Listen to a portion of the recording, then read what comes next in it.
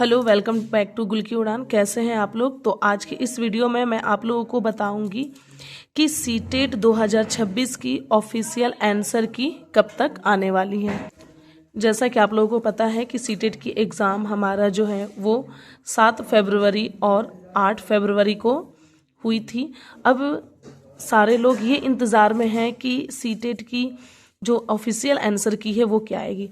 तो मैं आपको बता दूं कि जो ऑफिशियल आंसर की है लगभग आपका 22 से 25 दिन के बाद जो है ऑफिशियल आंसर की वो आती है। ठीक है, इसका मैं आपको लाइव प्रूफ भी दिखाऊंगी कि कैसे हम लोग पता लगा सकते हैं।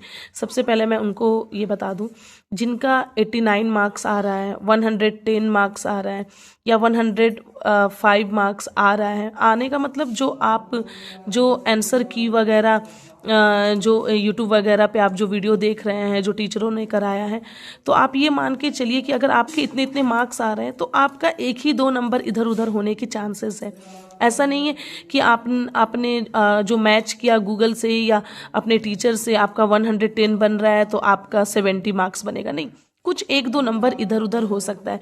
अभी आप देखेंगे कि बहुत सारे वीडियोस वगैरह यूट्यूब पे आ रहे हैं कि ऑफिशियल आंसर की कब होगा। बहुत सारे बच्चों के दिमाग में ये है कि सीटेट की अगली एग्ज़ाम कब होगी, जुलाई में होगी या कब होगी। तो अभी मैं आपको बता दूं कि हमारी एग्ज़ाम जो हुई है वो फेब में हुई है, फेब की फर्स्ट मंथ में। और एग्ज़ाम जो है वो लगभग 5 से 6 महीने के बाद होता है। तो आप देख लीजिए कि फेब से 5 से 6 महीना कब हो रहा है और कब तक एग्ज़ाम होने के चांसेस है। अभी कुछ इसके बारे में कहा नहीं जा सकता है। रही मार्क्स का, तो मार्क्स अगर आपका 70 के आसपास बन रहा है तो समझ जाइए कि 70 के ही आसपास कुछ नंबर आगे पीछे आपके बनेंगे। ओके। हाँ, अब सवाल ये आता है कि क्या इस एग्ज़ाम में नॉर्मलाइजेशन होगा। तो नहीं, मुझे नहीं लगता है कि सीटेट के इस एग्ज़ाम में नॉर्मलाइजेशन होनी चाहिए। क्योंकि देखिए एग्ज़ाम में नॉर्मलाइजेशन कब होता है? एक पेपर हुआ 7 फेब को, एक पेपर हुआ 8 फेब को। आप लोगों को पता है कि मेरा जो पेपर है वो 7 फरवरी को हुआ। बहुत सारे लोगों को 8 फरवरी को एग्ज़ाम हुई है। तो नॉर्मलाइजेशन तब आती है, 2 शिफ्ट में एग्ज़ाम हुआ है, ये फर्स्ट ये सेकेंड। तो नॉर्मलाइजेशन तब होती है जब एक एग्ज़ाम की पेपर काफ़ी टफ आ जाए और एक की काफ़ी इजी आ जाए, या इसकी इजी हो या इसका टफ हो।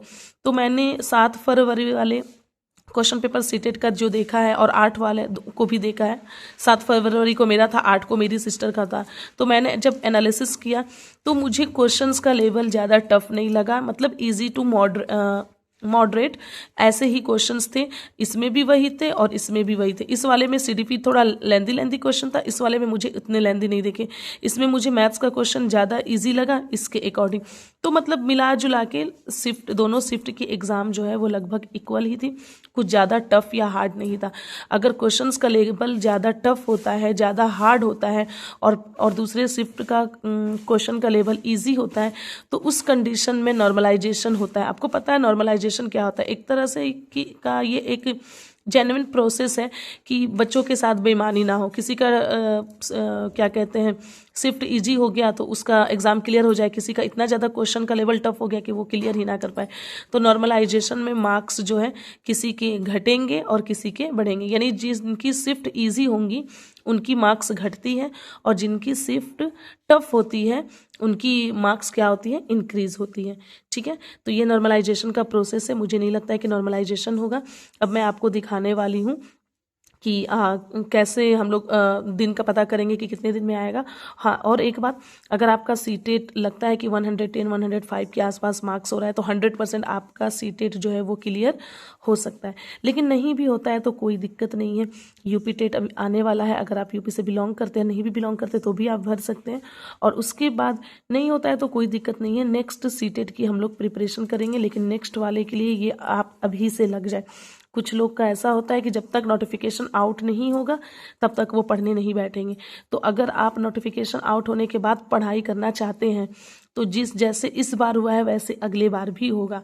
और एक चीज़ मैं आपको बताते चलूँ कि अगली बार की जो सीटेट की एग्ज़ाम होगी या यूपी टेट की, तो उसमें सबसे पहले हम लोग को सीडीपी या मैथ्स को नहीं टच करना है। पहले हिंदी इंग्लिश को टच करना है, उसके बाद ही कोई चीज़ हम लोग टच करेंगे। तो चलिए मैं आप लोगों को दिखाती हूँ कि कैसे जो है ये मैंने सीटेट का ऑफिशियल वेबसाइट मैंने खोला है। यहाँ पे आप देख सकते हैं, लास्ट में जब आप जाएंगे तो यहाँ पे लिखा है फाइनल आंसर की।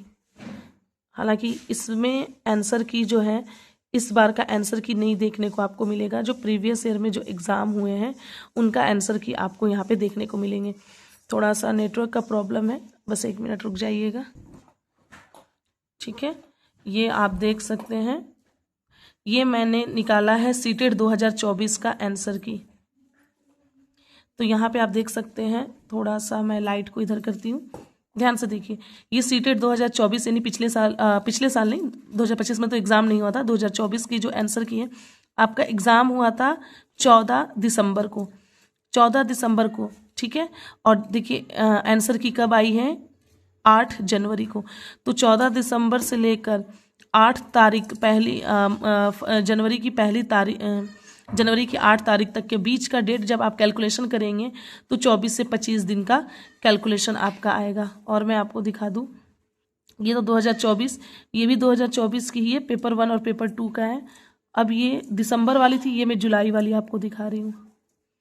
तो देखिए ये 7/7 को हुआ था, 7 जुलाई यानी जुलाई के पहले हफ्ते में।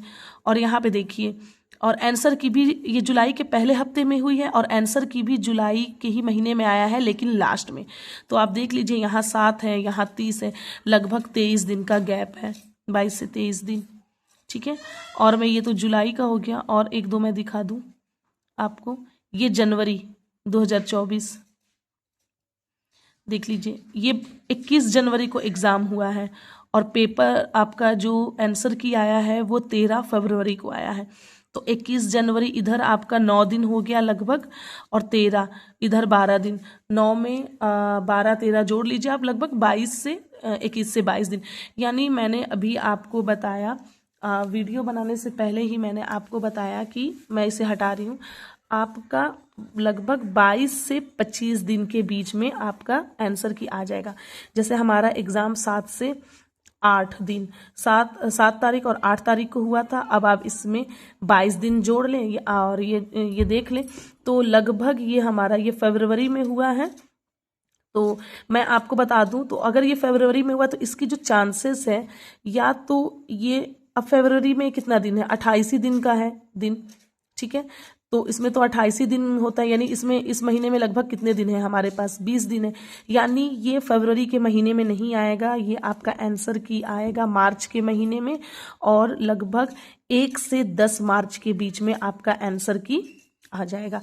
चाहे ज़्यादा चांसेस है 5 से 10 के बीच में, चाहे 4 को आए, 5 को आए, 6 को आए, यानी आप मोटा मोटी लेकर लगभग नियर अबाउट 1 से 10 तारीख के बीच में आपके फाइनल आंसर की आ जाने चाहिए।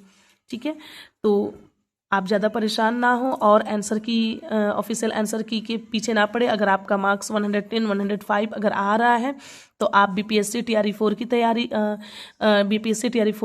करें, वैकेंसी वाले की। आप सुपर टेट की तैयारी करें। अगर आपका मार्क्स कम बन रहा है तो आप यूपी टेट की तैयारी करें, और भी जितने एग्ज़ाम आपने जितना फॉर्म भरा है उसकी फाइनल तैयारी करें। तो बस आज के लिए इतना ही। Thank you so much. Telegram channel ज़रूर ज्वाइन करें।